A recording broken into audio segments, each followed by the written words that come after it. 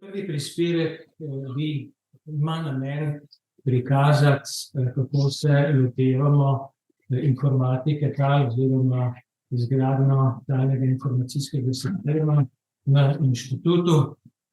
Zelo na grobo bomo osvetlili strojno programsko opremo, kateri podatki so, nekaj bom povedal tudi o načrtih za naprej, mogoče na koncu bolj verbalno kakšne poudarke.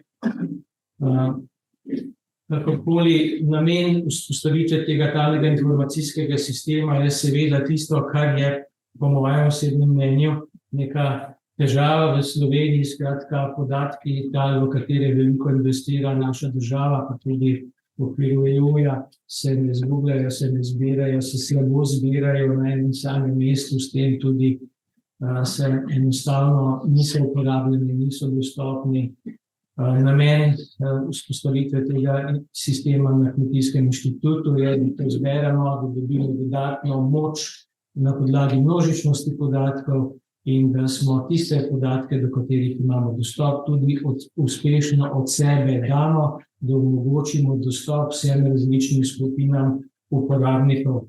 Skratka, zavedamo se tudi tega, da je možno, predvsem pa potrebno te podatke tudi nadgraditi z novimi izvedenimi vsebinami, vsekakor pa vzpostaviti neke sisteme, ki so dostopni, ohraniti tisto vrednost, ki je bila investirana v podatke, skratka bližamo oziroma usmerjamo k nekemu sodobnemu javnemu servisu po zgledu nekaterih drugih držav, ki so tukaj zelo naprej. Skratka, tematika oziroma poudarki so na zbranih in urejenih, harmoniziranih podatkih, ki so kakovostni, nadgrajeni in predvsem dostopni. Če malce samo talnih informacijskih sistemih, dva stavka, skratka, en informacijski sistem ni baza podatkov v Excelu, en informacijski sistem temelji na resni strojni opremi, na precej dragi, kompleksni programski opremi, kar je izjemno pomembno, na dobrih kadrih in pa seveda na pravilih in procedurah, ki so potrebne, da učinkovito, uniformno in harmonizirano zajamemo podatke. Torej, strojna oprema našega talnega informacijskega sistema sledi priporočilu FAO, ki temelji na strežnikih, na Linux strežnikih, na Ubuntu klonih, stvari so preverjene in ta sistem se tudi intenzivno razvija in je skladen in v okviru našega sodelovanja s FAO smo to tudi že nekako preizkusili. Programska oprema, ki je v ozadju in je ne zaznamo, je pa kompleksna, so seveda vsi ti strežniški sistemi v prvi vrsti, ki omogočajo delovanje in prepletanje sodelovanja različnih strežnikov. Potem, kar je izjemno pomembno, mi smo se odločili za PostgreSQL, ki je pač odprtokodni klon, ampak tega uporablja tudi FAO za baze podatkov tal. WebJS Viewer danes temelji na izdelku slovenskega proizvajalca, podjetja Sinergise. Veliko vpletamo statistične pakete, kot sta RStudio, odprtokodni GIS in pa polna licenca ESRI-eve programske opreme. Struktura, če tako poenostavljeno pogledamo, je zgrajena iz več različnih strežnikov, ki so nosilci in si tako rekoč podatke podajajo tudi tako imenovanim zunanjim klientom do uporabnika ali pa do spletnega servisa. Torej, za temi ikonami je še kar nekaj drugih.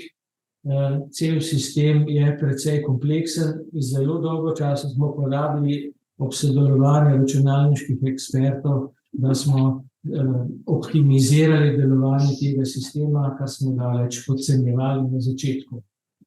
Torej, v tem sistemu so tudi 3 delovna okolja, razvojno okolje, testno okolje in produkcijsko okolje. Produkcijsko okolje je tisto, ki je razvito do neke verzije, stestirano in je tisto, ki je dostopno uporabniku in ki tako rekoč nudi, servira podatke naprej. Torej tisti uporabniški vmesnik, če tako rečemo, je spletni strežnik, spletni strežnik. Torej, tukaj preko njega podatke že delimo, bomo delili na več različnih načinov. Imamo pa tudi, razvili smo in v evropskem projektu testirali VFS sisteme deljenja podatkov, pa tudi sistem kot je GeoNetwork, skratka podatke, ki jih imamo, bomo seveda z veseljem delili tako rekoč v sistemu 24/7, pa tudi vizualno preko web strežnikov. Podatkovne strukture, sam en vpogled za tem sistemom je cela množica različnih tabel, šifrantov, vmesnih, spojnih tabel. Tudi tukaj naše znanje, čeprav ga je bilo kar nekaj, ni bilo več zadovoljivo in smo poiskali izrazite specialiste za optimizacijo SQL baz podatkov. Tisto, kar je izjemno pomembno, je, da je vedno ozko grlo pri teh informacijskih sistemih vnos podatkov, zajem podatkov. Torej, tla še vedno mi operiramo z papirnimi materiali in dejansko z informacijami, ki jih veliko pridobimo s terena. Izvajalci oziroma raziskovalci sedijo v različnih inštitucijah in zaradi tega smo razvili sistem, ki omogoča vnos podatkov preko spletnega brskalnika na daljavo. Na ta način mi podatke zajamemo na uniformnem postopku, čeprav se v realnosti srečujemo z zelo velikim številom različnih obrazcev za pridobivanje podatkov.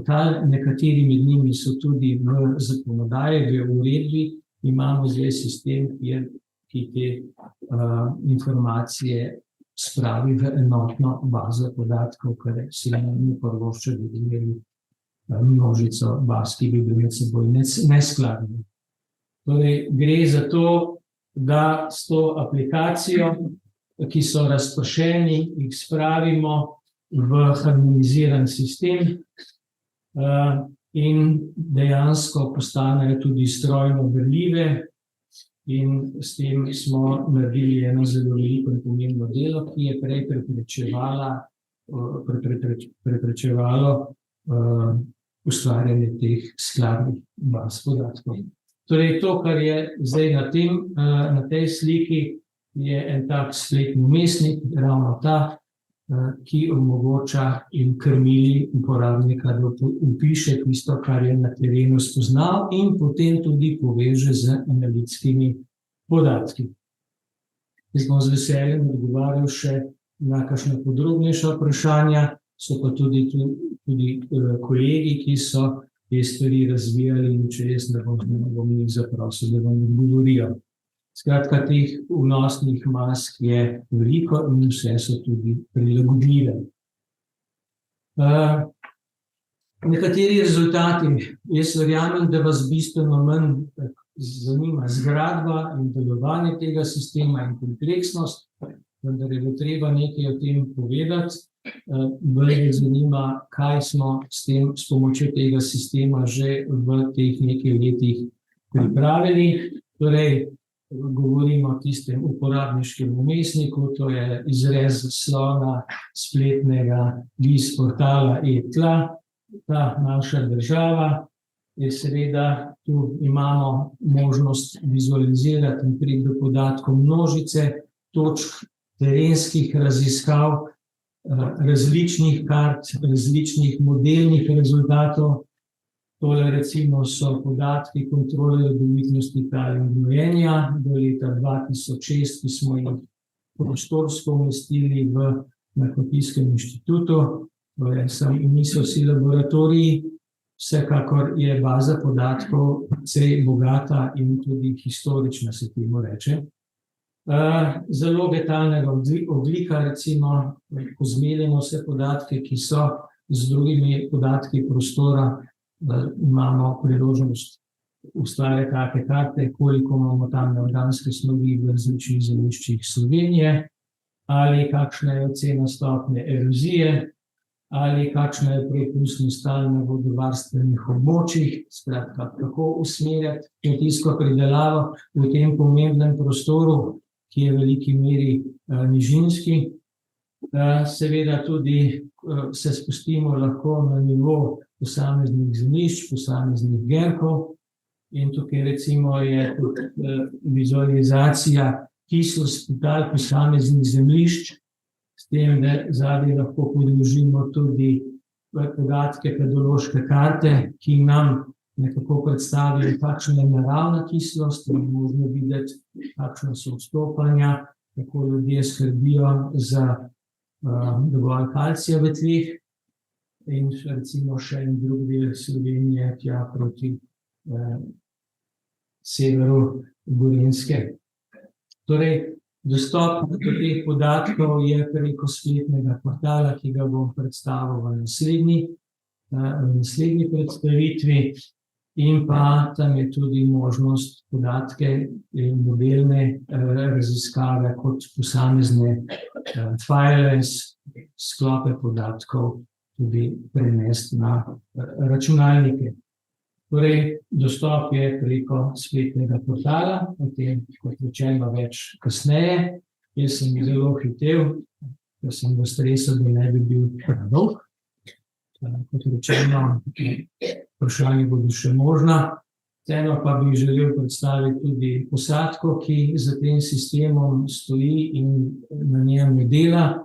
In tukaj vidimo, da je kar nekaj različnih skupin, različnih profilov. Torej gre za podatkovne GIS analitike, gre za sistemce, ki držijo vso hardversko, softversko, strežniško infrastrukturo po konci, potem tisti, ki ustvarjajo modele in jih dajo na spletne strani, in pa seveda, kar je izjemno pomembno, brez ljudi, ki poznajo pedologijo, ki poznajo tla, praktično ni mogoče smiselno izvedeti podatkov tal, ker vemo, da pH lahko merimo na različne načine, ker vemo, da rastlinam dostopni kalij ni enak celokupnemu kaliju in tako naprej. Skratka, vsem te zahvale in priporočamo se za vprašanje, za komentarje in za informacije. Hvala lepa.